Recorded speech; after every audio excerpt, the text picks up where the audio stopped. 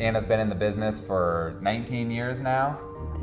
It was like about 16 years at that time. We met at our first office in a small little corner office there, and we talked for a couple hours. We were just talking back and forth about her experience and what work she had done, what she likes to do, and I could tell in an instant that she cared about her job and the customers more than anything else, period.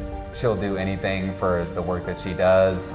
So that was important to us, and it was a very important hire to make, and Anna started with us 2 weeks later. I'm working here, I love my work. I'm working fire, sometimes in water. I work pack out, clean houses, clean mold, clean water. This is my work. I'm working anything he work. I love these people. I love these guys.